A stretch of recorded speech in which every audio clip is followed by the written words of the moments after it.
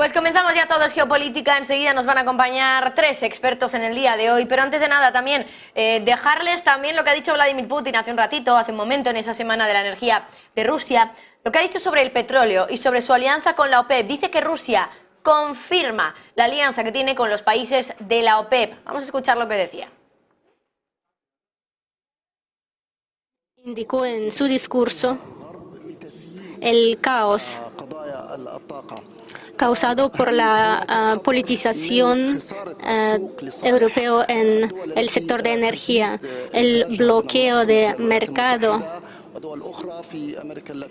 para que tengan estadounidenses más porcentaje en este mercado, y la respuesta del señor ministro de Irak. ¿Están interesados ustedes en continuar con OPEP Plus después del año 2024? Yo creo que más bien hay que hablarlo con los colegas, porque las decisiones se toman a través de consensos políticos, porque siempre nos ponemos de acuerdo. Hay desacuerdos en las posiciones y buscamos el consenso. En este sentido, el príncipe de Arabia Saudita juega un papel importante, es un gran profesional. Para hoy en día vemos que vamos a seguir cooperando, pero hay que destacar que no se trata solamente de la minimización de la producción de petróleo, algunas cifras de disminución de barriles al día, pero también es la cooperación en el ámbito de energía, de capacitación de empleados, de equipo. Son cosas muy importantes y es lo que nos une. Si tenemos que hacer algo juntos para estabilizar los mercados el año que viene, tal vez no lo excluyo, pero habrá que ver el desarrollo de la economía mundial, las demandas. Ahora vemos que las demandas y la producción, gracias a nuestras decisiones, están equilibradas. Sin estas decisiones, tal vez el precio pueda bajar menos de 50 euros por barril, y los especialistas lo confirman, que no tengamos suficientemente recursos en este caso. Y luego, hablando de las inversiones y en el periodo de COVID, estas cifras disminuyeron 2 veces comparando con el periodo anterior. De esto depende todo en la economía mundial. La gente con los que trato con mucho respeto, los verdes en todo el mundo, están haciendo una cosa muy noble. Quieren preservar la viabilidad del planeta, no dañar pero hay que hacer todo paulatinamente, paso a paso. En Europa, por ejemplo, en algunos países, la energía nuclear tomaron la decisión de cerrarla. Carbón rechazaron de usar. ¿Y cuáles son los resultados? El nivel de uso en la estructura de carbón creció más de 2 veces, y esto es el resultado de falta de equilibrio, de una política poco pensada.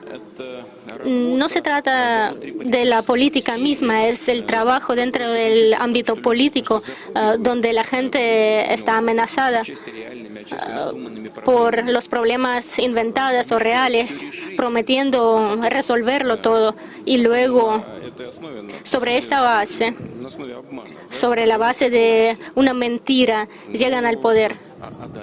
¿Y luego qué? La gente lo entiende. Y, por ejemplo, vemos los resultados de las elecciones en la República Bueno, pues Vladimir Putin hablando de esa alianza que tiene Rusia con la OPEP y asegurando que el príncipe de Arabia Saudí también juega un papel muy importante en el mercado de la energía y que van a continuar con la cooperación entre Rusia y Arabia Saudí. Ya saben que los dos países han sido un poco los que han llevado el liderazgo de ese recorte de producción y de exportación de petróleo que ha hecho también que se disparen los precios en el mercado mundial de crudo. Y mientras tanto, hablando Stoltenberg también, el secretario general de la OTAN, enseguida vamos ya con el análisis, pero antes vamos a dar paso un poquito a Jens Stoltenberg. Ya saben que hoy ha habido reunión de los ministros de defensa de la OTAN, de la Alianza Atlántica, y ahora está hablando el secretario general.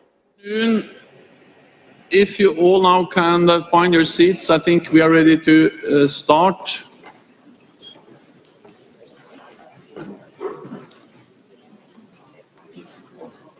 So, welcome to all of you to this first meeting of the NATO-Ukraine Council at the level of defense ministers. Minister Umerov, welcome to you.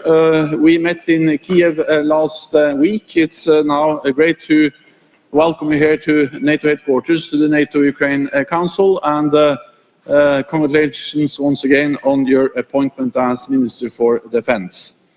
It is great to have you here with us, and it was an honor to receive President Zelensky here at NATO earlier today. Today we will discuss the situation in Ukraine and NATO's continued support now and in the long term. The counteroffensive is progressing. It was never going to be easy. The battlefield is heavily mined. The Russians have dug in for months. But the Ukrainians are moving forward. They are regaining ground, and Russia is losing ground. Ukraine can count on NATO's continued support to prevail as an independent democratic state and to integrate into the Euro-Atlantic family where Ukraine rightfully belongs. We will stand with Ukraine for as long as it takes. This concludes the public part of the meeting. I thank the media for joining us at the top of the meeting, and we'll continue in just a moment. So thank you so much.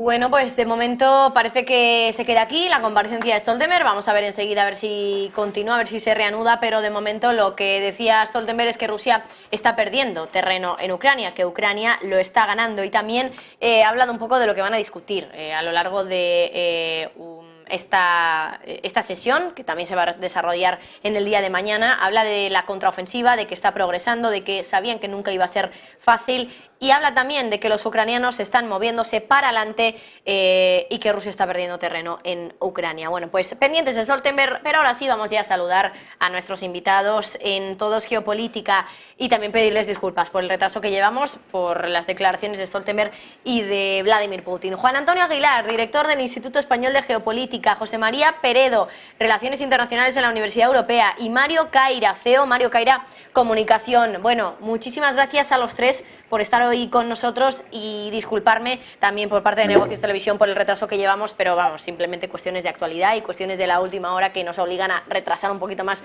los contenidos, en este caso el análisis de Todos Geopolítica. Voy a empezar a hablaros un poco de la invasión, posible invasión, porque todavía no se ha confirmado absolutamente nada, posible invasión de Israel sobre el territorio de Gaza, porque es un poco de lo que se está hablando ahora en los medios de comunicación. Parece que todo el mundo lo da un poco por sentado, que sería una invasión terrestre.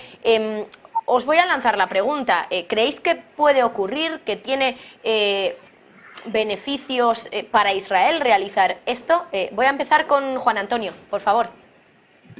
Bueno, yo lo único que sé es que desde el día 8, al día siguiente que comenzaron los ataques palestinos, llevan hablando de una intervención terrestre en Gaza. Estamos a día 11 y tal intervención no se ha producido, ni creo que se vaya a producir en las próximas horas. Es una opinión personal, pero hay señales que me indican que empieza a haber un excesivo retraso. ¿A qué llamamos intervención? Hay algo que Israel ha hecho otras veces, es entrar unos kilómetros, realizar algunas operaciones de castigo y retirarse. Si es a ellos lo que llamamos intervención, no nos debe coger de sorpresa porque es casi lo habitual. Lo ha ocurrido en 2008, 2014, 2020, 2021. Bueno, pues está dentro del comportamiento habitual del Estado de Israel. Si llamamos intervención a que van a ocupar Gaza y según las propias declaraciones de personajes, altos miembros del gobierno de Netanyahu, es arrasarla y dejar de ahí la población o lo que sea, vamos a decir, hacer una limpieza étnica, yo tengo mis dudas porque por las implicaciones geopolíticas que tiene, por las implicaciones para el propio Estado de Israel, las implicaciones internas, por las implicaciones para la comunidad internacional y por la escalada del conflicto que se podría producir con los consecuentes perjuicios desde el ámbito económico hasta el militar y hasta el que queráis, ¿no? Con lo cual, yo creo que Israel debe estar sufriendo presiones para que esa intervención sea muy medida, es decir, como han sido hasta ahora. No, vamos, me parecería una locura que iniciaran una invasión completa, una ocupación de ese territorio también. Se va a poner desde Naciones Unidas hasta un montón de países que no están de acuerdo y que además hay otros que incluso pueden empezar a pensar en intervenir también militarmente. José María, ¿estás de acuerdo con lo que nos decía Juan Antonio? Y también, bueno, hablaba un poco de la opinión pública, ¿no? De la imagen que puede tener Israel en el caso de que acabe invadiendo de manera completa Gaza. Nos decía, por un lado, Juan Antonio, que es bastante poco probable, en su opinión, que lo vayan a hacer por todo a lo que se van a enfrentar en el caso de que acaben realizando esta invasión. ¿Tú cómo lo ves? Bueno, buenas tardes y a mis contertulios igualmente. Yo creo que a Gaza no le resulta un plato agradable a Israel hacer una invasión.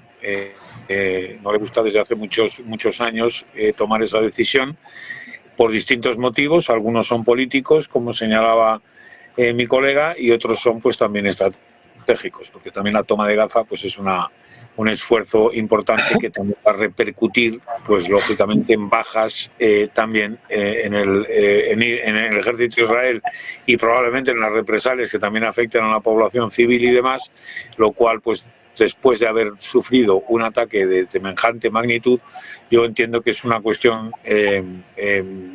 lógica, vamos a decir, el estar planteando, ¿no?, una intervención que produzca el menor número de víctimas, en primer lugar israelíes, y luego también, por supuesto, intentar reducirlas. Esa es la esperanza que todos tenemos, en el sentido de la respuesta también que no afecte a el menor número de víctimas palestinas civiles y ajenas a Hamás.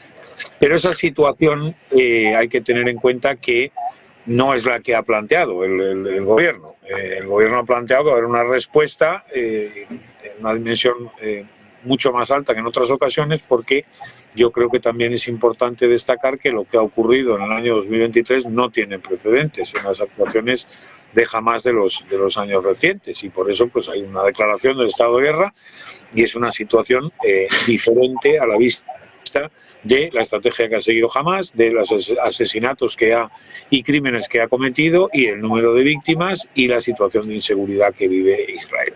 Eso en cuanto a que se produzca la invasión. En cuanto a las consecuencias de la imagen, pues efectivamente, yo creo que en los últimos años y sobre todo década, Israel ha dado un cambio a su imagen internacional, que era un Estado, ¿no?, que era el causante, un Estado desestabilizador casi por su intransigencia, por su políticas represivas, ¿no? Era un Estado que era responsable, parcial, pero muy importante, de la inestabilidad en Oriente Medio. Esa lo ha dado la vuelta la política de los últimos años, manifestada en los acuerdos Abraham, manifestada en el Lejanía con algunos conflictos cercanos en la zona que no han intervenido de manera directa, tan solo tangencialmente, y que, bueno, pues ha podido cambiar algunos aspectos de la opinión pública internacional sobre el comportamiento del gobierno israelí, muy debilitado también en los últimos años.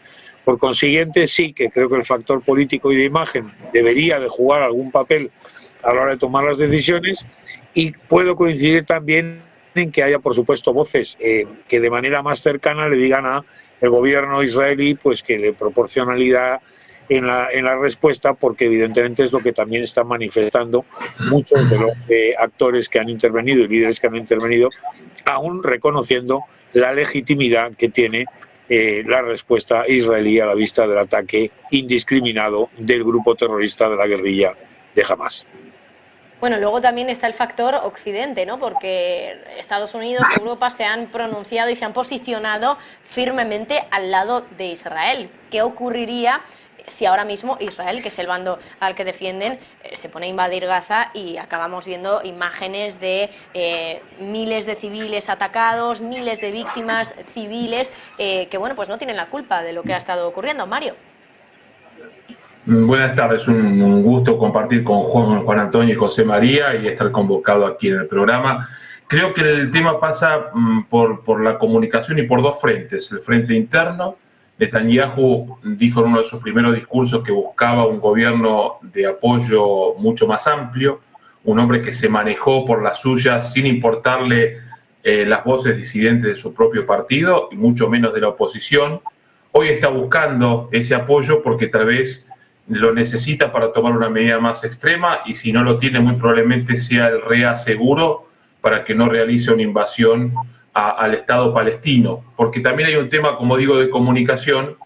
Muchas veces confundimos el grupo terrorista Hamas con el Estado palestino, reconocido por algunos de los países de Occidente, por otros no, pero creo que es muy importante separar al pueblo palestino del movimiento terrorista Hamas, que es atroz y que es detestable y, por supuesto, repudiable todas sus acciones. Entre Estados y Estados falla la diplomacia.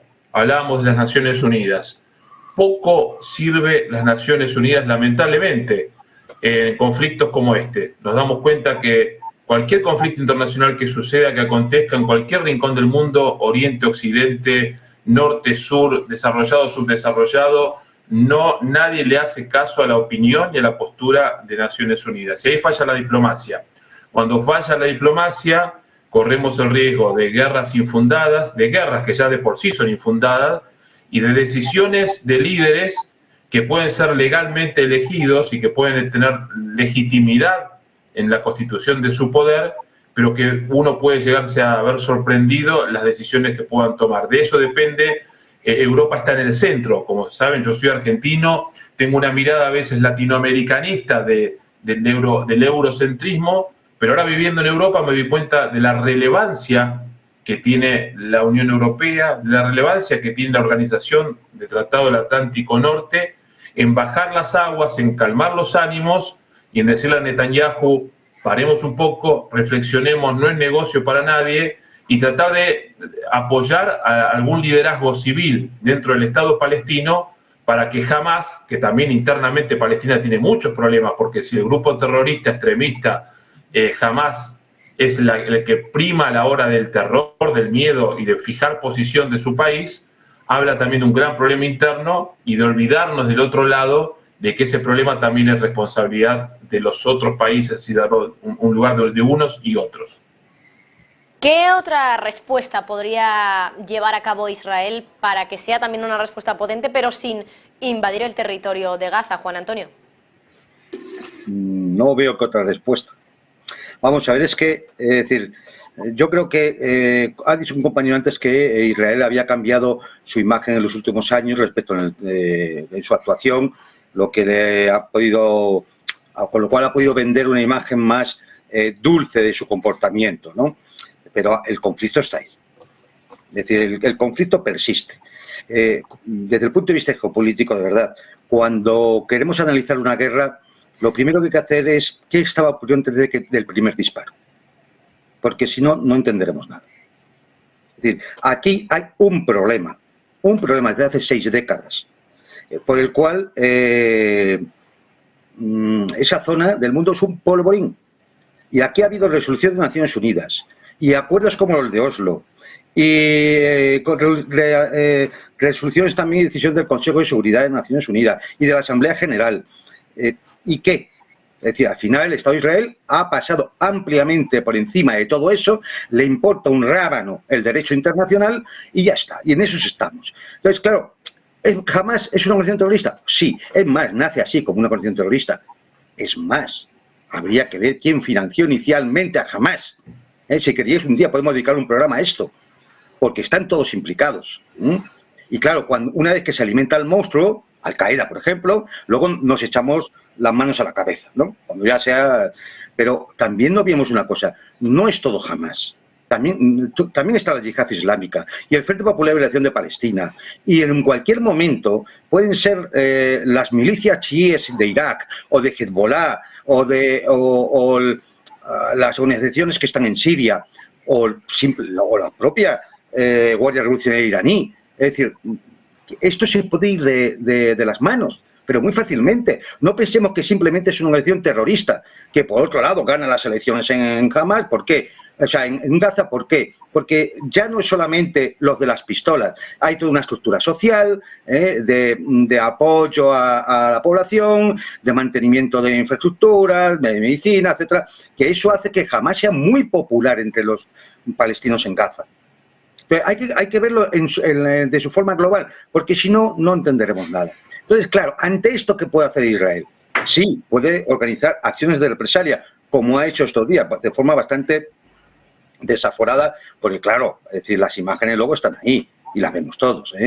¿Qué más puede hacer? ¿Invadir? ¿Provocar una limpieza étnica? Es que, de verdad, es decir, vamos sumando por todas las partes crímenes de guerra sobre crímenes de guerra, sobre crímenes de guerra, y al final acabaremos en delitos de genocidio y crímenes contra la humanidad. Entonces, de verdad, no creo que tenga mucho margen de actuación. Lo único que podría hacer Israel, de verdad, para decir vamos a acabar con el conflicto, es hablar con los Estados Unidos, hablar con sus aliados, es decir, vamos a convocar una conferencia internacional para, efectivamente, solucionar esto con la creación de dos estados. El Estado de Israel, que ya existe, y la creación del Estado palestino, que está, desde la resolución de las Naciones Unidas hasta los últimos acuerdos de Oslo, está previsto.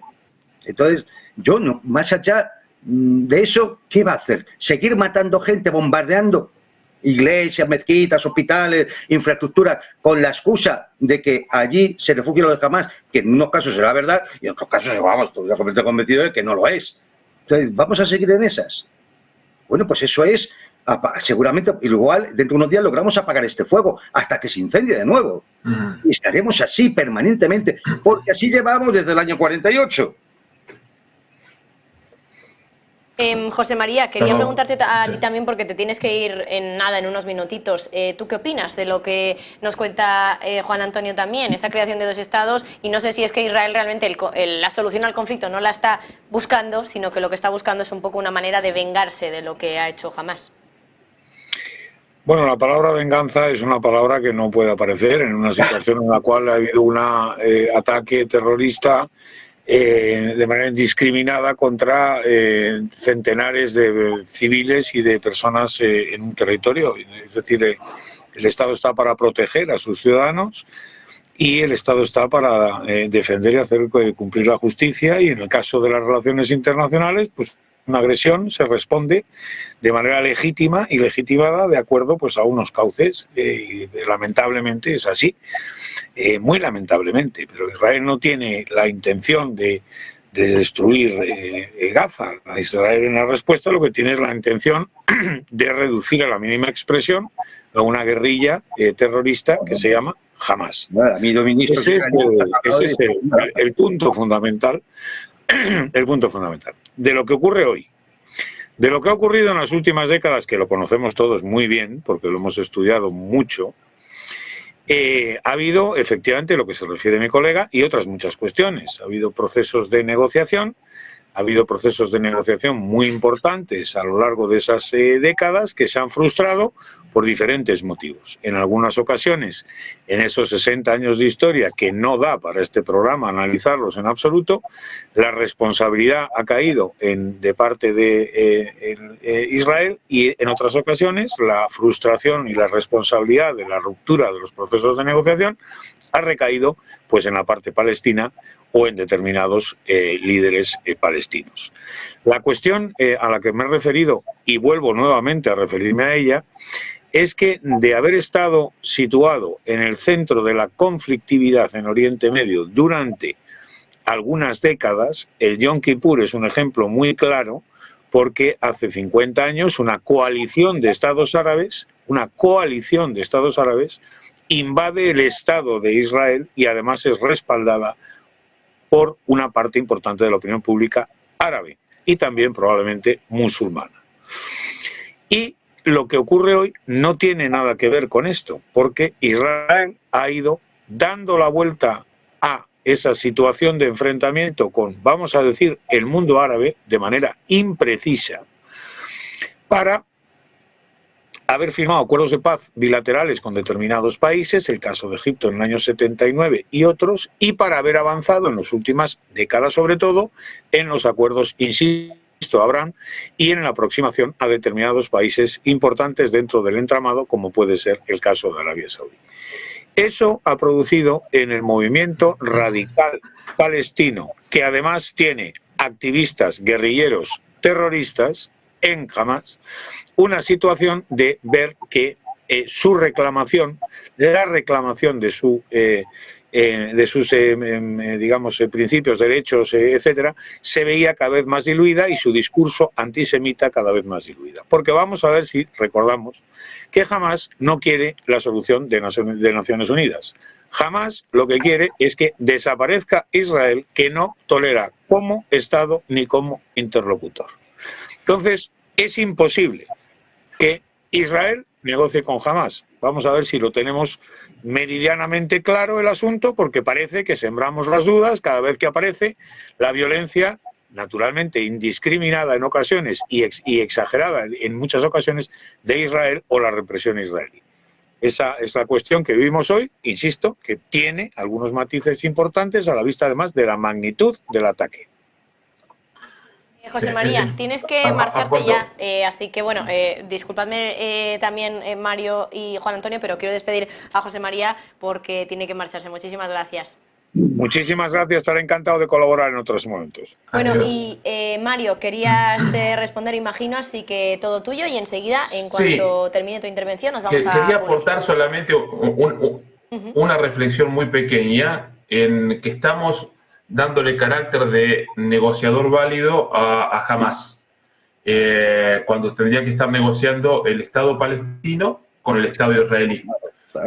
A nivel estados con estados. Si no, estamos oficializando un movimiento paralelo, paraestatal, criminal, y estamos también del otro lado autorizando a que movimientos extremistas propongan actitudes o salidas que no lo son tales. Por eso creo que tenemos que, en Argentina decimos un término futbolístico, parar la pelota, mirar el campo de juego y ver con quiénes son los interlocutores válidos para una negociación y que luego el pueblo responda, porque las bases tienen que responder como en un movimiento sindical. Si no responden las bases, por eso la gran falla de la iba a decir burocracia, mira qué fallido, de la diplomacia, que a veces son sinónimos, a nivel global le pone un foco muy importante de responsabilidad a Europa, donde tendría que primar como una nación supranacional la llave de la solución. Pero hay que ver a quiénes se sientan en esa mesa, porque se estaría oficializando a un Estado, a un movimiento terrorista con el carácter de Estado reconocido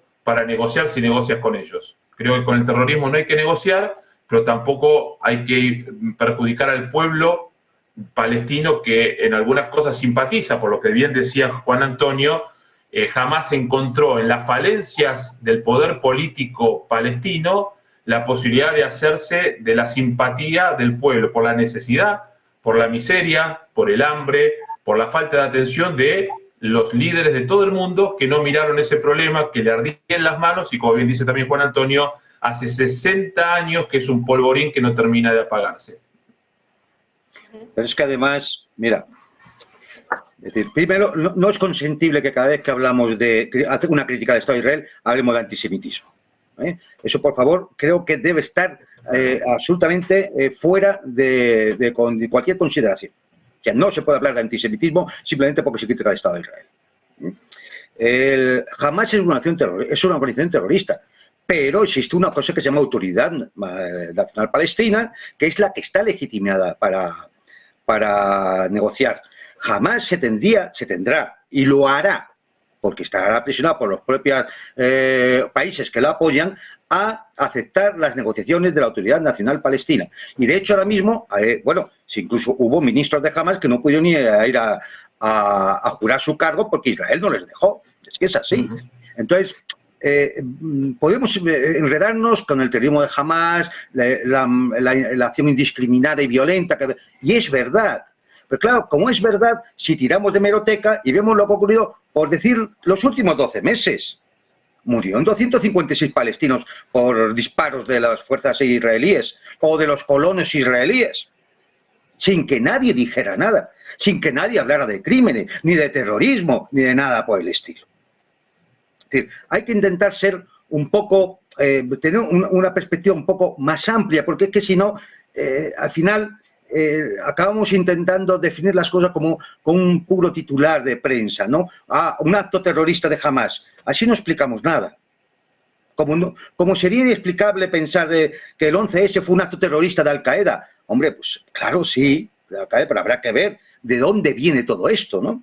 Es decir, hay que ir a las raíces del problema. Si no se va a las raíces del problema, no hay solución para el problema. Y sí, Israel tendrá derecho a proteger a su población. Sí, tendrá derecho a responder a una acción armada y además bastante indiscriminada como ha ocurrido. Sí, lo que no tiene derecho, cuidado, es a saltar por encima del derecho internacional humanitario. Porque eso, claro, eso está condenado por la comunidad internacional.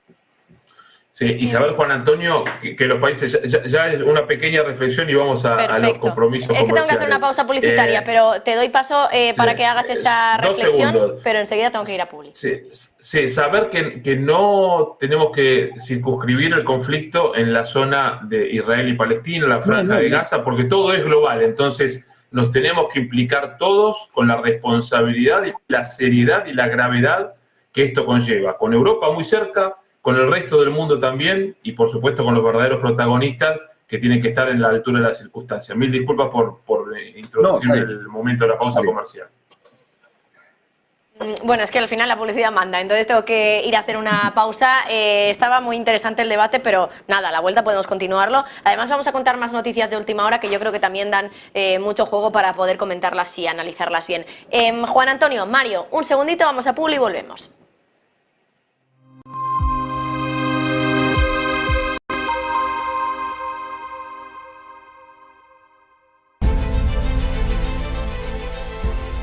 No puede volver atrás y cambiar el principio, pero puede comenzar donde está y cambiar el final.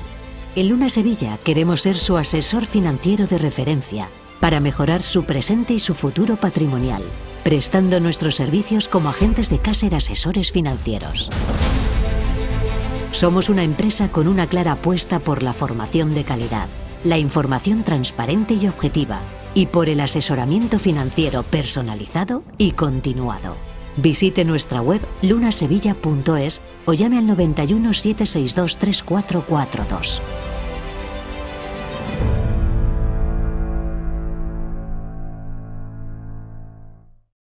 ¿Se puede poner a prueba vuestra tecnología de trading? Sí. ¿Y vuestra ejecución funciona al milisegundo? Sí. ¿Y vuestros spreads están entre los más bajos del mercado, no? Si quiere, puede probar nuestra primera vez. Es difícil encontrar un broker que cumpla con todas sus expectativas. O quizá no tanto. Active Trades, broker online desde 2001.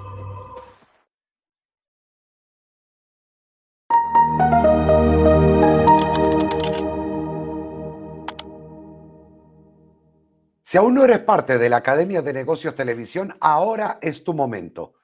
Entramos en el módulo más importante que pueda tener la Academia de Negocios Televisión. Hablamos del módulo de operativa.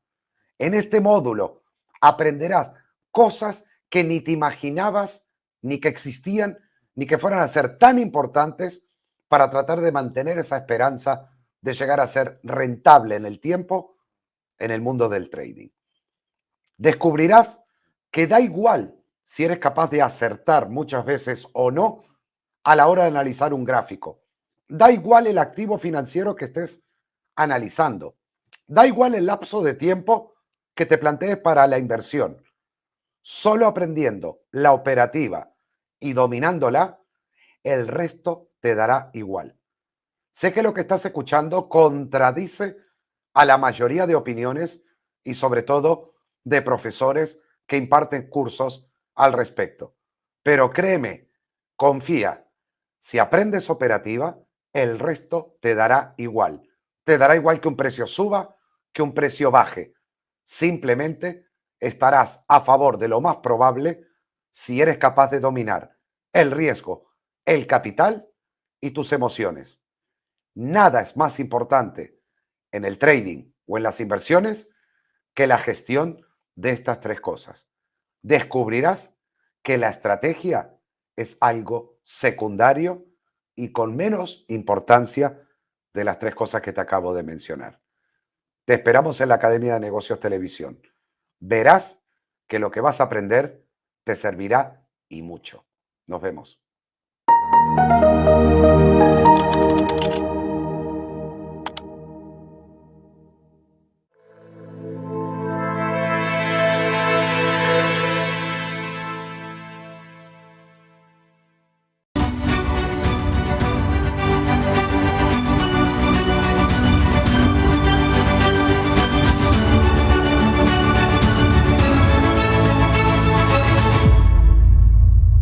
Pues seguimos muy pendientes aquí en Negocios Televisión de todas las noticias de última hora que van saliendo respecto al conflicto de Israel y tenemos ya varias que contarles. Va a ser nuestro compañero Javier Luengo, el que nos cuente todas las noticias de última hora que van surgiendo en torno al conflicto de Israel. En el primer caso, Javi, vamos a hablar de Irán, que no se esperaba el ataque de Hamás según la inteligencia de Estados Unidos.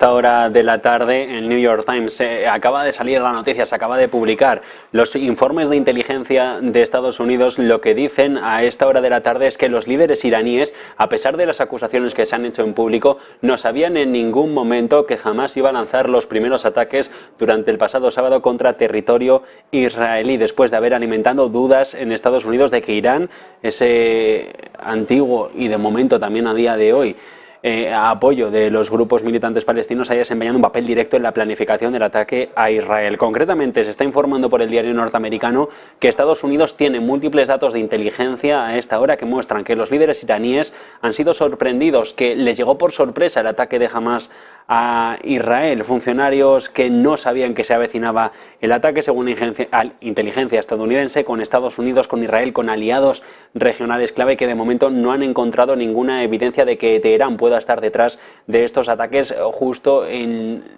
la dirección contraria van estos informes y estos datos a lo que desde el punto de vista político y el cruce de acusaciones dialéctico-diplomático hemos estado asistiendo en los últimos días. De momento, la investigación de inteligencia continua podría relevar nuevas evidencias de que Irán u otros estados de Oriente Medio han estado detrás del ataque, pero de momento Estados Unidos, o al menos los servicios de inteligencia, Marta, rechazan que Teherán haya estado detrás del ataque de Hamás a Israel en el pasado fin de semana, y es más, dicen que les pilló por sorpresa directamente.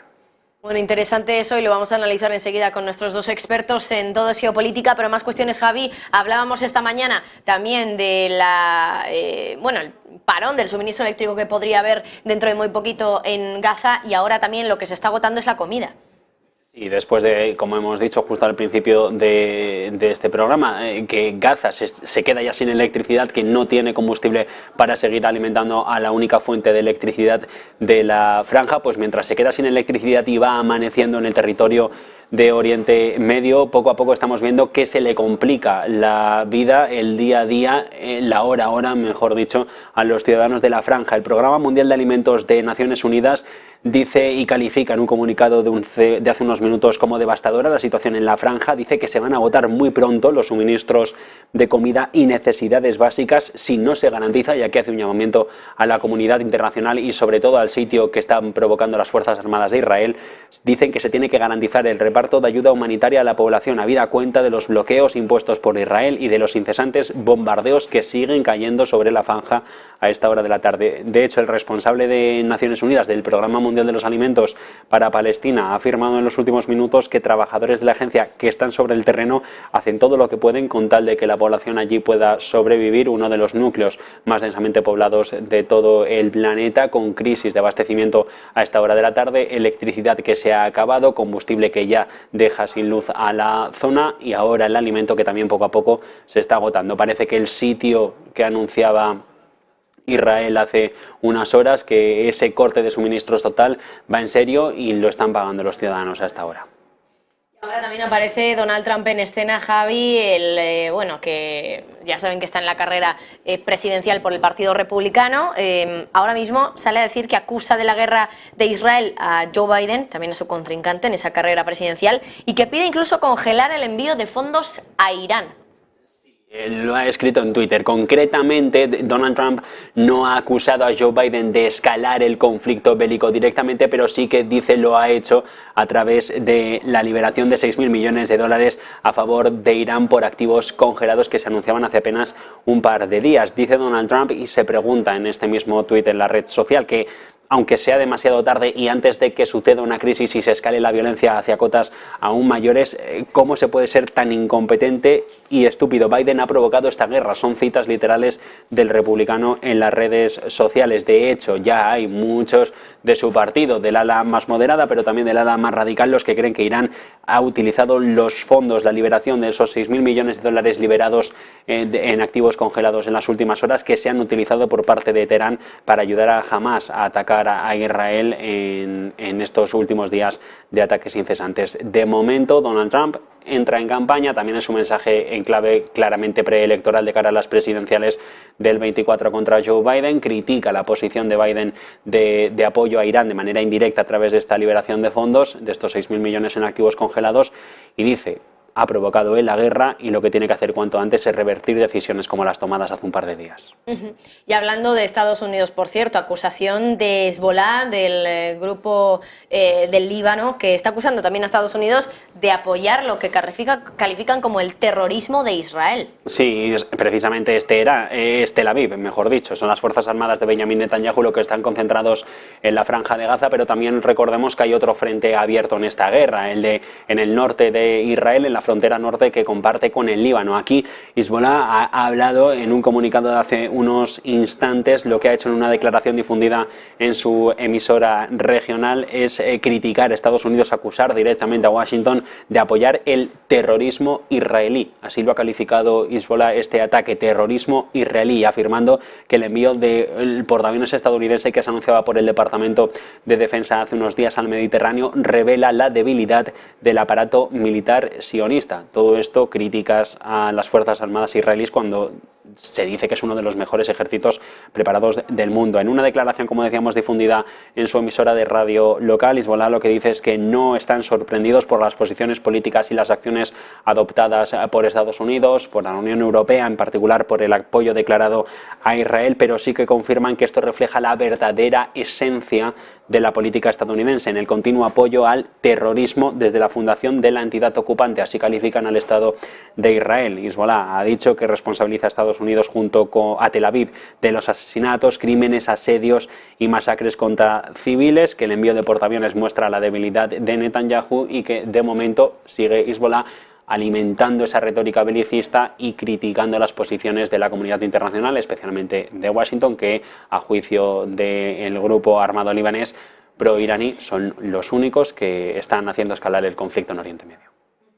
Y por último, Javi, también centrándonos en la política de Israel, mucha atención también a las elecciones municipales, que por cierto se han pospuesto y es la primera vez desde 1973 que esto ocurre. Sí, estaban previstas para finales de mes, para el 31 de octubre, y finalmente el gobierno de unidad nacional entre Benny Gantz y Benjamin Netanyahu, el que se acaba de pactar, del cual dábamos cuenta hace apenas unos instantes, pues el gobierno de unidad nacional ha decidido que una de sus primeras elecciones y una de sus primeras apuestas era suspender la próxima cita con las urnas, las próximas elecciones municipales, por el incremento del conflicto y de la violencia con las milicias de Hamás. La última vez que se retrasaron, como decías, una cita electoral en Israel fue durante la guerra de Yom Kippur, fue en 1973, cuando Israel ya entra en su 5º día de guerra, un debate político que se centra sobre todo en ese gobierno de unidad nacional, en un gabinete de emergencia que se acaba de conformar en Tel Aviv por parte de los líderes políticos y también por el ministro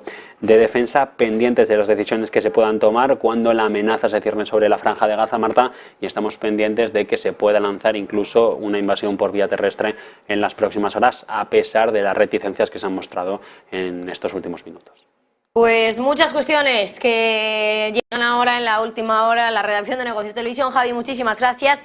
Pero sobre todo sobre lo que quería hablar ahora con nuestros invitados, con Juan Antonio y también con Mario, que vuelvo a saludarles, por cierto, es de lo primero que nos ha contado Javi, que Irán no se esperaba el ataque de Hamás según la inteligencia de Estados Unidos. Aquí hay mucha diversidad de opiniones sobre si Irán se esperaba o no se esperaba, si había orquestado también el ataque de Hamás, si lo había organizado o no, porque, por ejemplo, desde Francia dicen que tienen claro que sí, pero Estados Unidos dice que a lo mejor no lo sabían y simplemente pues fueron pillados un poco por sorpresa por lo que sucedió. Claro, mi pregunta aquí, indagando un poco e interpretando ya, es si realmente a Estados Unidos no le interesa saber si a Irán o si Irán realmente tuvo algo que ver o estuvo involucrado con los ataques de Hamás, porque al final, si esto se demuestra, entiendo que Estados Unidos tendría que actuar y no es precisamente la manera más pacífica seguramente de resolver el conflicto. Juan Antonio. Claro. Es evidente, la única explicación. Vamos a ver, solo hay que ponerse con un poquito de sentido común. Al parecer, una operación, ¿por qué llamarlo así? Se le llama mucho terrorismo y demás, pero ha sido una operación militar, por la cual cientos de combatientes palestinos de uniforme rompen las murallas, las vallas que separan Gaza del territorio israelí. Se infiltran, llegan a ciudades, atacan cuarteles, bases militares, puestos de control, saltan en paracaídas, atacan con cohetes hasta Tel Aviv, incluso algunos llegaron cerca de Jerusalén. Es decir, esta operación, intentaron una operación anfibia, la volvieron a repetir al día siguiente. Esto implica una gran planificación, una gran logística y mucha gente. Pensar que el segundo servicio de inteligencia del mundo, como es el Mossad, no se enteró de nada, y pensar que el primer servicio de inteligencia, bloque de inteligencia, porque no es un servicio, son muchos, de inteligencia del mundo, que son los de los Estados Unidos, tampoco se enteraron de nada, es, permítame que lo diga, muy dudoso. Muy dudoso. Yo no sé qué habrá ocurrido. No sé si se habrá dejado hacer, si no se lo creían. Es decir, es que incluso hasta un ministro egipcio ha dicho que ellos avisaron a Israel días antes. ¿Sabes? Que está ahí. Es decir, que Irán haya participado o no ha participado. Hombre, habrá participado en una operación de este tipo con las milicias palestinas y demás. Habrá participado, vamos, que Hezbolá, los libaneses, los iraníes y, si me apuras, hasta alguno que ni nos imaginamos que haya podido participar. O sea, que es que no hace falta demostrar nada. ¿Y qué si han participado? Es como si yo digo que del bombardeo sobre las ciudades rusas con drones por ejemplo, contra el puente de Kerch en Crimea, ha participado los Estados Unidos y el Reino Unido. Claro que han participado, con inteligencias, señales, comunicaciones y demás. Claro que han participado. ¿Qué me quieren decir con eso? Aquí lo único que están intentando es empezar a quitar hierbajos de en medio para que la cosa no se desmante. Es decir, no, Irán no está metido, con lo cual salvamos a Irán, no parece que haya habido otros actores, y al final que quede localizado todo en una zona muy local, muy estricta, muy específica, que es Gaza y sus alrededores, si acaso un poco Cisjordania, el frente norte, y que no salga de ahí. ¿Y por qué? Porque no tienen claro ni siquiera lo que puede pasar. No tienen claro lo que puede pasar. Y no saben la escalada a dónde puede llevar. Y las consecuencias que puede tener. Es más, el quinto ejército del mundo es el de Israel. ¿De verdad necesita ayuda norteamericana como para tener que mandar una flota con un portaaviones, el mayor, para apoyar contra lo que se supone que es una banda terrorista? ¿De verdad me están diciendo eso? ¿O es que hay temor de que la cosa se pudiera ir de las manos? Esa es la cuestión. Entonces, yo creo que vamos a ver muchas señales de este tipo, no creíbles, para intentar rebajar la tensión y que la cosa quede muy localizada. Por cierto, un detalle. Sí. Ahora te dejo. Los 6.000 millones que tenía congelados, que no sabemos por qué, se dedican a congelar, a robar el dinero a los demás, tenían congelados Estados Unidos de Irán, los tuvo que soltar porque necesitaban petróleo iraní, dada la situación, dada las medidas que está tomando la OPEP+. Es que una cosa por la otra. Mario, por favor. Sí, bien, aquí estamos hablando de conjeturas, ¿no? Y bien lo dice Juan Antonio, nos tenemos que dejar de conjeturas y más allá de que sabemos que pueden existir todas o ninguna, o algunas, ¿no? En la era de la posverdad todo esto puede ser verdad o no, o a medias, hay que ir a los hechos. Y estamos demostrando en la diplomacia internacional que faltan liderazgos que tengan, que sean oídos a nivel global. Lo que dice Juan Antonio es muy probablemente una salida salomónica en la que se circunscriba el conflicto en la zona de conflicto, en la que los países principales se pongan de acuerdo y digan resuélvanlo de alguna forma. A la larga, si ese incendio no se apaga, no se extingue, va a terminar trayendo grandes problemas. Y otra vez poner el foco, en este caso, en lo que puede suceder con los liderazgos locales e internacionales. Aquí el New York Times, un breaking news, una noticia de último momento, dice el primer ministro Benjamin Netanyahu y Benny Gantz, su principal rival político, llegan a un acuerdo para un gobierno de unidad de emergencia. Están arribando a un acuerdo, lo que hablamos cuando comenzamos el diálogo, que Netanyahu estaba pidiendo el sustento de la otra ala política o de la oposición. Para salvarse. Claro.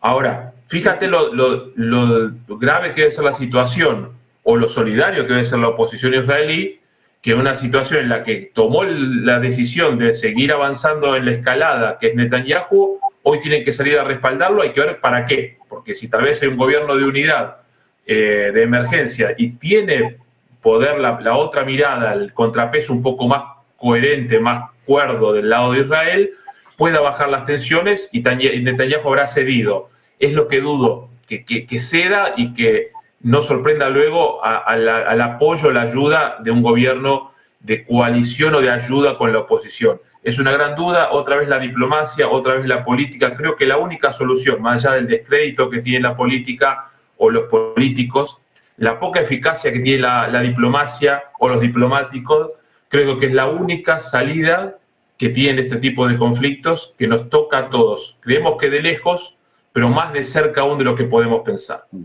Señor.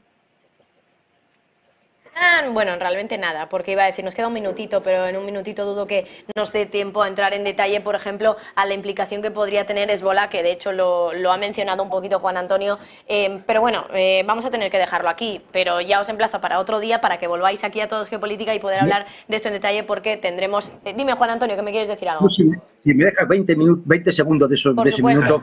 Por supuesto. La declaración de Stoltenberg ha dicho claramente que Ucrania está avanzando en la guerra. Oye, este señor es un cretino que nos toma todos por tonto. Enseñe los mapas. ¿Dónde está eso? Sí, hoy ha dicho que han recuperado el 50% del territorio ocupado. El 50% son 65.000 kilómetros cuadrados. Pero es que este hombre nos toma por tonto a todos. Es que es una cosa ridícula. Y yo me tomo 10 segundos, Juan Antonio, 10 segundos nada más. Es un tema de comunicación. En el mejor de los casos es un tema de comunicación por la galería. Si es para que la propia afición lo tome como un triunfo de Occidente por un lado y la otra afición dice que todos ganan, ¿no? Y nadie gana, y hacia adentro se negocia de manera inteligente y honesta, no creo. Ahora, si la escalada va y creen lo que dicen, estamos perdidos. Es que es una cosa... Bueno, entiendo que os gustaría, igual que a mí, poder continuar con esto, pero se nos acaba el tiempo. Juan Antonio Aguilar, director del Instituto Español de Geopolítica, y Mario Caira, CEO de Mario Caira Comunicación. Bueno, muchísimas gracias a los dos, es un placer escucharos y entender un poquito más lo que sucede en el conflicto y mirar un poco más allá también de cómo se puede solucionar. Gracias e insisto, nos volveremos a ver aquí en Todo Geopolítica, en Negocios Televisión. Muchas gracias. Muchas gracias, hasta la próxima. Nosotros nos despedimos y en nada, en unos minutitos volvemos para ahora sí mirar al mercado, mirar a cómo se están comportando los índices hoy, los bonos y también, ojo, una compañía que sale hoy a bolsa en Estados Unidos, Birkenstock, una empresa que seguro que muchos de ustedes conocen también por la película Barbie. Se lo contamos enseguida, pero antes una pausa.